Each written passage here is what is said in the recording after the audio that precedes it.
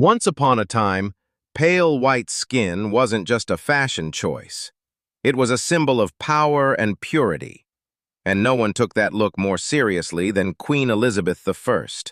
Her ghostly complexion and blood-red lips defined beauty in the Elizabethan era. But underneath that iconic image was a toxic truth. Elizabeth's makeup was slowly killing her. To achieve her flawless look, Elizabeth used Venetian ceruse, a mixture of white lead and vinegar.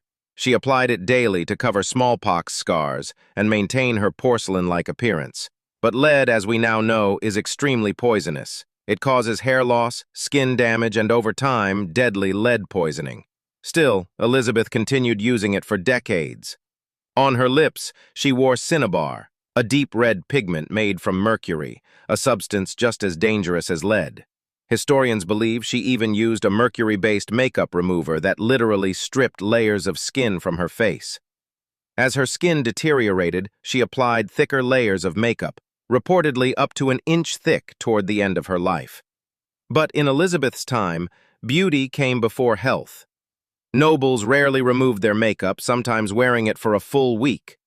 The poisons soaked in deeper, damaging skin tissue and possibly even her internal organs. And Elizabeth wasn't just covering up blemishes. She was hiding deep insecurities. After surviving smallpox in her 20s, her face was left scarred, and as a female ruler in a judgmental world, image was everything.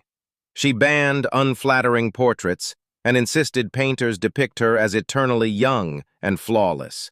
The famous Darnley portrait became the model for decades of idealized royal images that hid the reality of her decaying face beneath the paint. In her final years, Elizabeth wore wigs to hide hair loss and refused medical examinations. She reportedly stood for hours, refusing to lie down out of fear she wouldn't rise again. Just days before her death, doctors tried to remove her coronation ring, which had embedded itself into her poisoned skin. A week later, she died.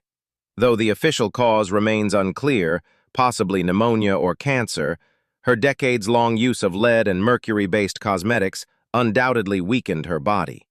Some even claimed her corpse burst open in the coffin due to the buildup of noxious gases, though this is likely exaggerated. It wasn't until 1634, decades after her death, that lead-based makeup was officially recognized as poisonous.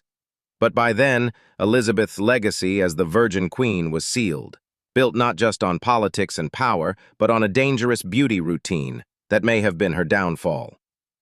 So the next time someone says beauty is pain, remember Queen Elizabeth I, who proved it in the most tragic way possible.